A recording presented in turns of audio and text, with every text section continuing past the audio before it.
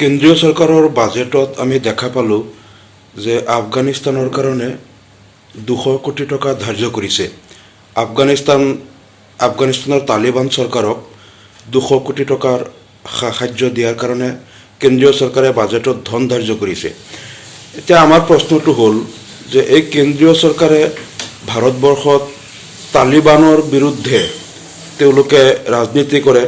বিভিন্ন সময়ত তেওঁলোকে ভাৰতৰ বহু মুছলমানক তালিবানপন্থী বুলি গালিগালাজ কৰে। কিছুমানক তালিবানৰ সমৰ্থন কৰাৰ অপৰাধত কৰায়ত্ব কৰি গ্ৰেপ্তাৰ কৰি জেল হাজতত নিক্ষেপ কৰিছিল। আজি সেই চৰকাৰে তালিবান চৰকাৰক 200 কোটি টকাৰ অনুদান বাজেটত ধাৰ্য কৰাৰ ৰহস্য কি? যদি ভাৰত চৰকাৰ তালিবানৰ বন্ধু বা তালিবান চৰকাৰক স্বীকৃতি দিছে, তালিবানৰ চৰকাৰক সাহায্য দিয়া হৈছে, তেনেহ'লে এই তালিবানৰ সমৰ্থকৰ নামত কিছু লোকক গ্ৰেপ্তাৰ কৰি তেওঁলোকৰ বিৰুদ্ধে গোচৰ চলোৱাৰ অৰ্থ কি? নে ভাৰত চৰকাৰে তালিবানক ভয় কৰিছে, নে তেওঁলোকক তৈলমৰ্দন কৰিব বিচাৰিছে? এই কথাটো স্পষ্ট হোৱা নাই। কিন্তু আমাৰ কথা হ'ল, যদি চৰকাৰ সঁচাকৈ তালিবান বিৰোধী আৰু তালিবানৰ সমৰ্থন কৰাৰ অভিযোগত কিছু লোকক যদি গ্ৰেপ্তাৰ কৰিছিল, তেনেহ'লে আমাৰ চৰকাৰ সেই স্থিতিত অটল থাকিব লাগিছিল। তাকে নকৰি এতিয়া তালিবান চৰকাৰক ৰাজকোষৰ পৰা ধন দি সহায় কৰিব আৰু বিপৰীতক্ৰমে একাংশ লোকক তালিবানপন্থী বুলি চৰকাৰে তেওঁলোকৰ বিৰুদ্ধে গোচৰ চলাই গ্ৰেপ্তাৰ কৰিব। এই দুমুখীয়া নীতি কিয়? চৰকাৰে যি স্থিতি লয় স্পষ্ট স্থিতি ল'ব লাগে আৰু এনেধৰণৰ দ্বিমুখী ৰাজনীতি কৰিব নালাগে। কেন্দ্ৰীয় চৰকাৰৰ বাজেটত আমি দেখা পালোঁ যে আফগানিস্তানৰ কাৰণে 200 কোটি টকা ধাৰ্য কৰিছে। আফগানিস্তানৰ তালিবান চৰকাৰক 200 কোটি টকাৰ সাহায্য দিয়াৰ কাৰণে কেন্দ্ৰীয় চৰকাৰে বাজেটত ধন ধাৰ্য কৰিছে। এতিয়া আমাৰ প্ৰশ্নটো হ'ল যে এই কেন্দ্ৰীয় চৰকাৰে ভাৰতবৰ্ষত তালিবানৰ বিৰুদ্ধে তেওঁলোকে ৰাজনীতি কৰে। বিভিন্ন সময়ত তেওঁলোকে ভাৰতৰ বহু মুছলমানক তালিবানপন্থী বুলি গালিগালাজ কৰে। কিছুমানক তালিবানৰ সমৰ্থন কৰাৰ অপৰাধত কৰায়ত্ব কৰি গ্ৰেপ্তাৰ কৰি জেল হাজতত নিক্ষেপ কৰিছিল।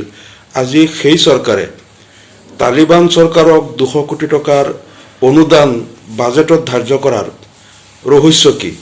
যদি ভাৰত চৰকাৰ তালিবানৰ বন্ধু বা তালিবান চৰকাৰক স্বীকৃতি দিছে, তালিবানৰ চৰকাৰক সাহায্য দিয়া হৈছে, তেনেহ'লে এই তালিবানৰ সমৰ্থকৰ নামত কিছু লোকক গ্ৰেপ্তাৰ কৰি তেওঁলোকৰ বিৰুদ্ধে গোচৰ চলোৱাৰ অৰ্থ কি? নে ভাৰত চৰকাৰে তালিবানক ভয় কৰিছে, নে তেওঁলোকক তৈলমৰ্দন কৰিব বিচাৰিছে? এই কথাটো স্পষ্ট হোৱা নাই। কিন্তু আমাৰ কথা হ'ল, যদি চৰকাৰ সঁচাকৈ তালিবান বিৰোধী আৰু তালিবানৰ সমৰ্থন কৰাৰ অভিযোগত কিছু লোকক যদি গ্ৰেপ্তাৰ কৰিছিল, তেনেহ'লে আমাৰ চৰকাৰ সেই স্থিতিত অটল থাকিব লাগিছিল। তাকে নকৰি এতিয়া তালিবান চৰকাৰক ৰাজকোষৰ পৰা ধন দি সহায় কৰিব আৰু বিপৰীতক্ৰমে একাংশ লোকক তালিবানপন্থী বুলি চৰকাৰে তেওঁলোকৰ বিৰুদ্ধে গোচৰ চলাই গ্ৰেপ্তাৰ কৰিব। এই দুমুখীয়া নীতি কিয়? চৰকাৰে যি স্থিতি লয় স্পষ্ট স্থিতি ল'ব লাগে আৰু এনেধৰণৰ দ্বিমুখী ৰাজনীতি কৰিব নালাগে। এইটো আমি আহ্বান জনাইছোঁ। ধন্যবাদ। কেন্দ্ৰীয় চৰকাৰৰ বাজেটত আমি দেখা পালোঁ যে আফগানিস্তানৰ কাৰণে 200 কোটি টকা ধাৰ্য কৰিছে। আফগানিস্তানৰ তালিবান চৰকাৰক 200 কোটি টকাৰ সাহায্য দিয়াৰ কাৰণে কেন্দ্ৰীয় চৰকাৰে বাজেটত ধন ধাৰ্য কৰিছে। এতিয়া আমাৰ প্ৰশ্নটো হ'ল যে এই কেন্দ্ৰীয় চৰকাৰে ভাৰতবৰ্ষত তালিবানৰ বিৰুদ্ধে তেওঁলোকে ৰাজনীতি কৰে। বিভিন্ন সময়ত তেওঁলোকে ভাৰতৰ বহু মুছলমানক তালিবানপন্থী বুলি গালিগালাজ কৰে। কিছুমানক তালিবানৰ সমৰ্থন কৰাৰ অপৰাধত কৰায়ত্ব কৰি গ্ৰেপ্তাৰ কৰি জেল হাজতত নিক্ষেপ কৰিছিল।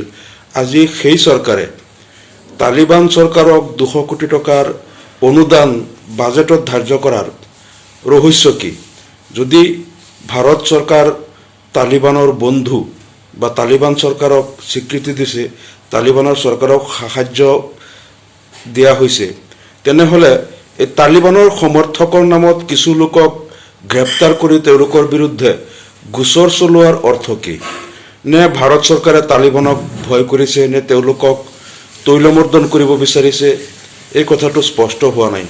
কিন্তু আমাৰ কথা হ'ল, যদি চৰকাৰ সঁচাকৈ তালিবান বিৰোধী আৰু তালিবানৰ সমৰ্থন কৰাৰ অভিযোগত কিছু লোকক যদি গ্ৰেপ্তাৰ কৰিছিল, তেনেহ'লে আমাৰ চৰকাৰ সেই স্থিতিত অটল থাকিব লাগিছিল।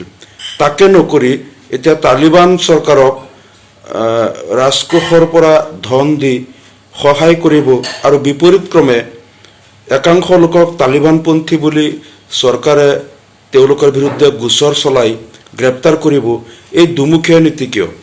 চৰকাৰে যি স্থিতি লয় স্পষ্ট স্থিতি ল'ব লাগে আৰু এনেধৰণৰ দ্বিমুখী ৰাজনীতি কৰিব নালাগে, এইটো আমি আহ্বান জনাইছোঁ।